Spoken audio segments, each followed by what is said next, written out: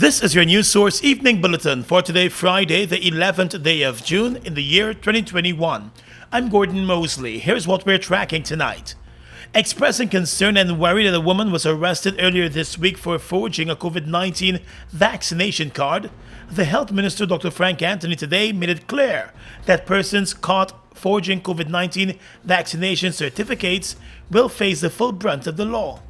According to the Health Minister, persons need to understand that they are putting their own lives at risk when they decide to forge medical records. It's a really serious matter. If you're not vaccinated and you then tender some document to pretend that you have been vaccinated, then you should come, face the full brunt of the law, because you're putting yourself at risk and you're putting others at risk. And therefore, we have to take serious action against this. A Berbice woman who was preparing to leave the country was found with a forged vaccination certificate in her possession after initially claiming that she had misplaced her original certificate. Dr. Anthony said the forgery of vaccination certificates and official documents related to COVID-19 could jeopardize the entire vaccination program. It would also put our entire vaccination program in disrepute if people are going to try to forge these certificates. So we are on the lookout, and we are going to take serious actions if we find anyone violating,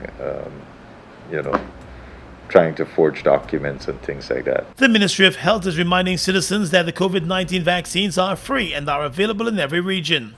More than 216,000 Guyanese have received the first shot of one of the COVID-19 vaccines, while more than 75,000 are fully vaccinated after receiving 2 shots. This weekend, the Ministry of Health will be hosting a vaccination drive-thru at Movietang on the east coast of the Marara and the National Stadium on the East Bank. More news coming up in just a moment.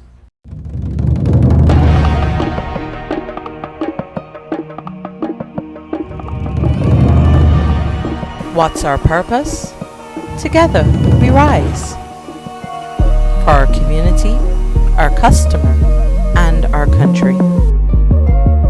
Our promises: strengthen our community, reliably connect our customers, innovate for all in our country.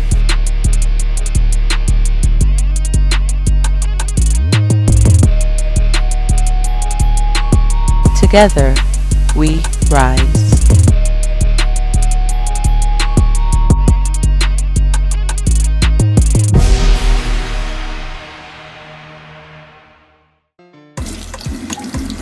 Wait, today what day, man?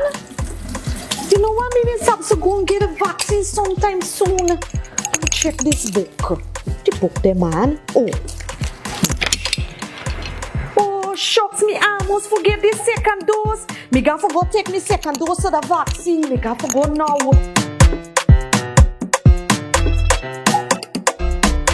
So doctor, the first vaccine when me take, it been hot, right? But me hear say that them say the second one does hot. It go hot? No, the second vaccine shouldn't hurt either. Okay, good. It is very important that all of us take our second dose. Why? Because with the first dose, usually the people who get protection, only 68% of them. If we all take the second dose, that number rises to about 95%. So it is very, very important that once you've taken the first dose, it's good to take the first dose, but then you must go on to take the second dose. Let us protect ourselves and protect the people around us, our loved ones, friends, and family. I'm Dr. William Ndukro, the past PAHO WHO representative and presently the project director for the Mental Health Suicide Study.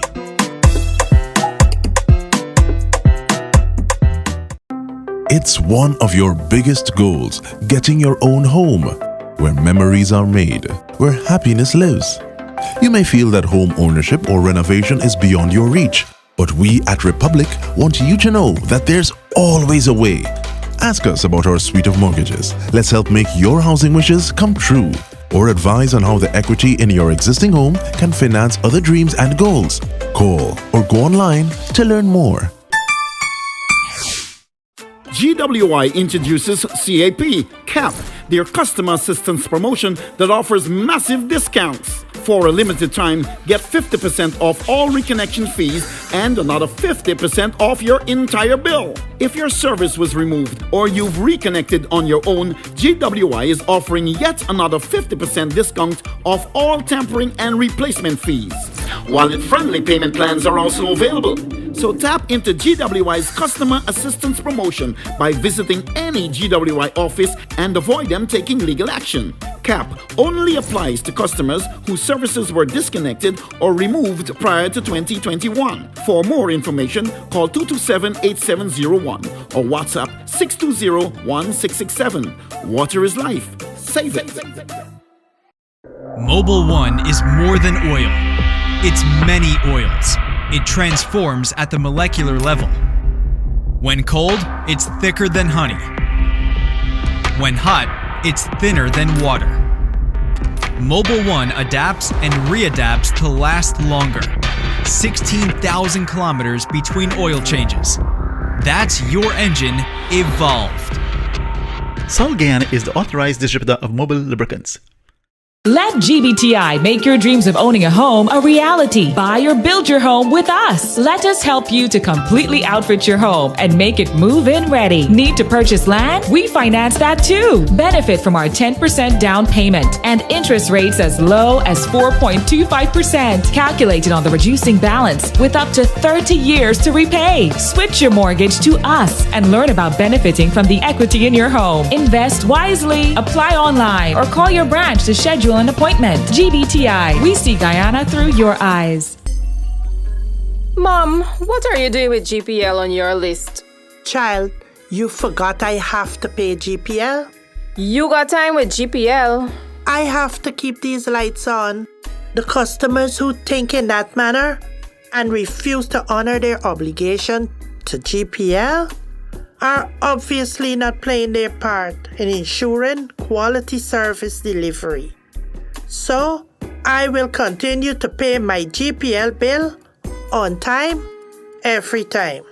I recognize the value of your point, Mom. You were right.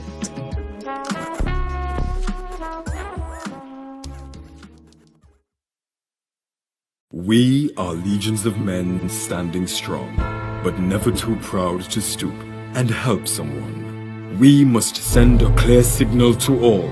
Do right. Walk in upright ways, knowing that's what being a man is all about. And ever aware that things will only get worse when good men do nothing. Stand strong. Be the one to live right.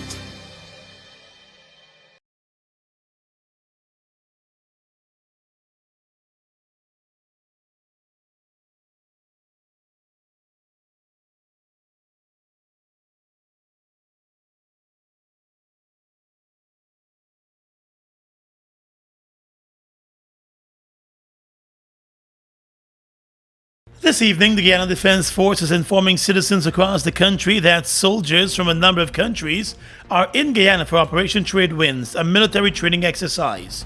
As part of the exercise, there will be the movement of U.S. military helicopters and other military vehicles in Georgetown, Bartica, Timeri, and Linden.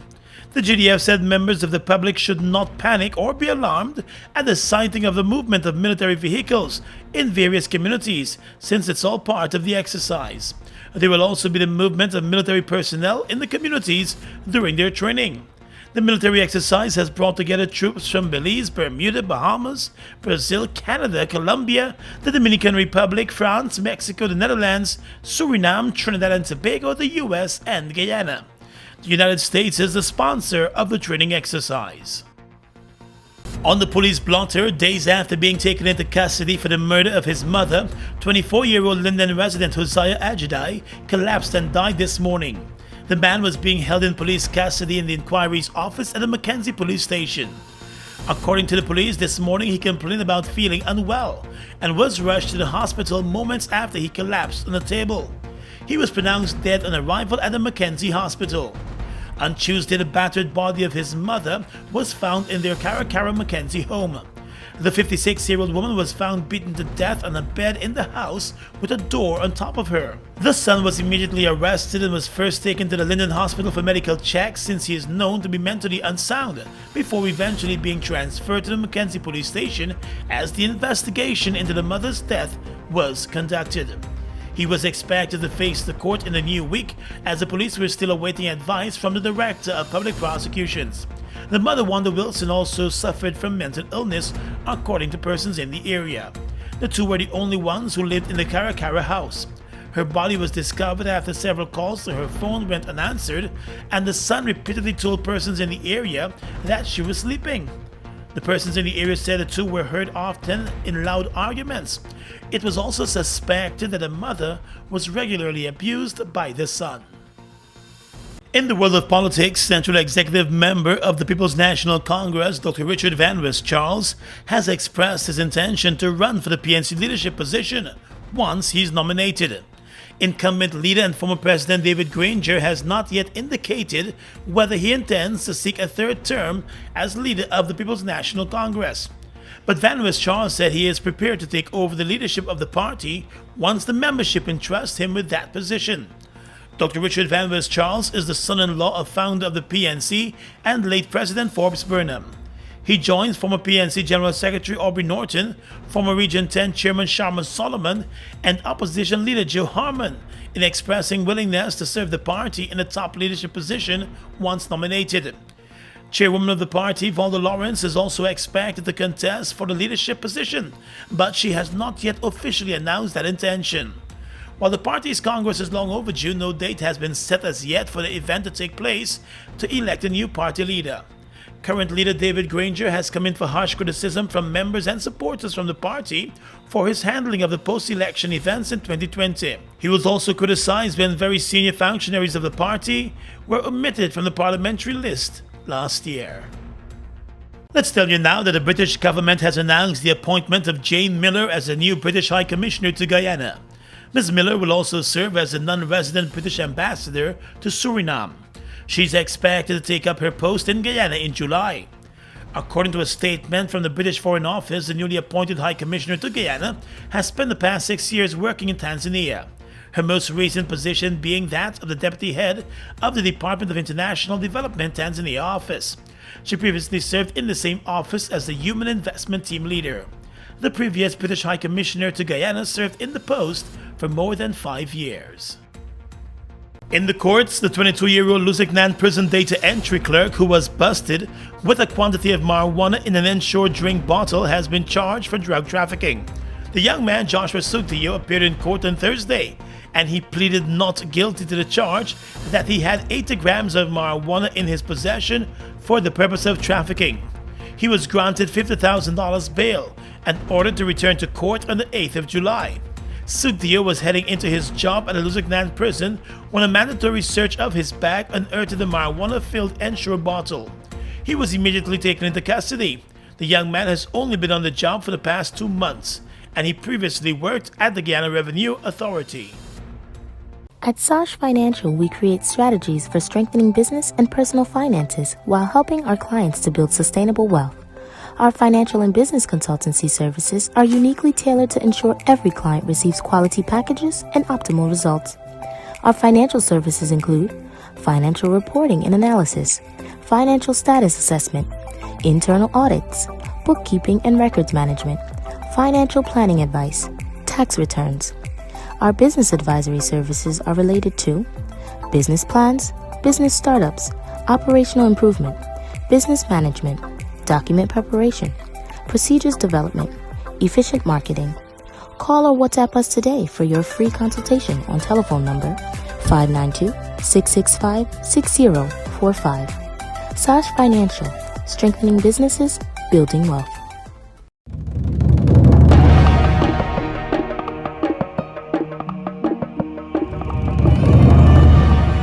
What's our purpose? Together we rise. For our community, our customer, and our country. Our promises: strengthen our community, reliably connect our customers, innovate for all in our country.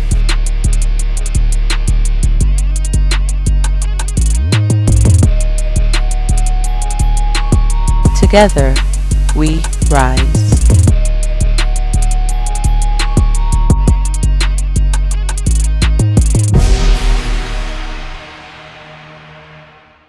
Fuel it up and drive, super 95. Tune up. Fuel it up and drive, super 95. Tune up. Protect your fuel system, boy. High mileage and performance, boy. Guyana Super 95 gasoline gives you more reasons to drive and is available at 56 service stations nationwide. For affordable price, high performance, and high mileage, choose Guyana's Super 95 gasoline. Fuel it up and drive.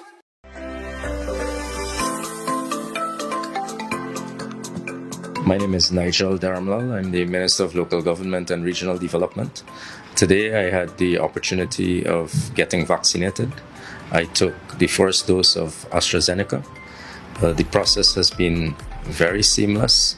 As a matter of fact, I think that I was concerned first about the needle getting into me, and then I realized a mosquito bite is actually more difficult to endure than the prick of the needle. So I'd like to encourage all and sundry all across Guyana to get vaccinated. We have teams across our country. Please go out and get vaccinated. It is part of our commitment to you to ensure that your life is prolonged. COVID is serious and malicious disease, and you have to join us in this fight to eradicate COVID.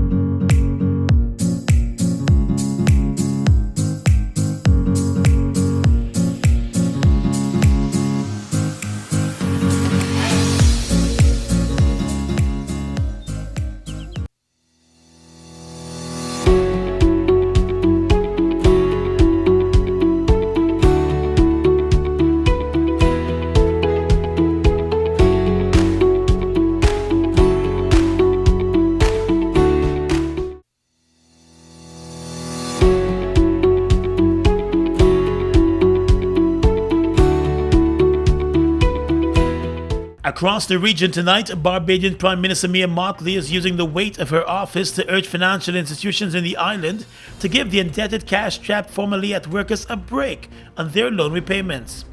In a letter, the Prime Minister asked the indigenous financial institutions to provide the ex-workers with a moratorium on their loan repayments or possible debt relief. In her request, the Prime Minister said she is confident that the Bajan economy will rebound and the persons will be able to resume meeting debt repayments due to the credit unions. She said in the interim, it's important for the credit unions to be their brother's keeper.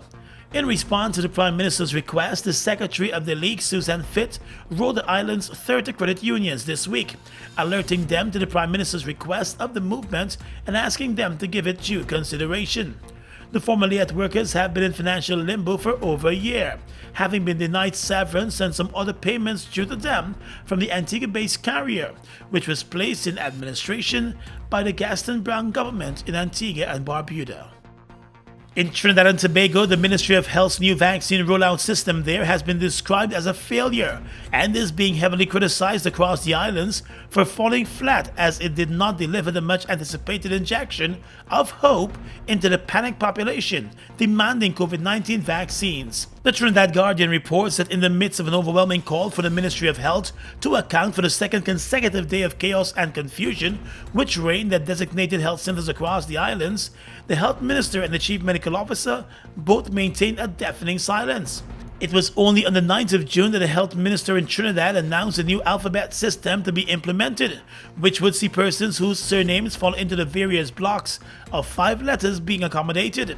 The new system came hours after the ministry announced that they would be doing away with the appointment system, which had not been working well across the health centers.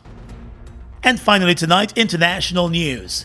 G7 leaders were in agreement over the need to continue supporting their economies with fiscal stimulus after the pandemic, the Reuters news agency is reporting. US President Joe Biden, British Prime Minister Boris Johnson, and Italy's Mario Draghi expressed particular support. The leaders believe that there should be long-term policies for ensuring the health of public finances in the future. The leaders emphasized the importance of taking action to reduce unemployment, and these include policies such as retraining and offering support for younger workers. The G7 leaders held an audience today with the Queen in London. And that's your News Source Evening Bulletin for tonight. I'm Gordon Mosley reporting, encouraging you to stay safe.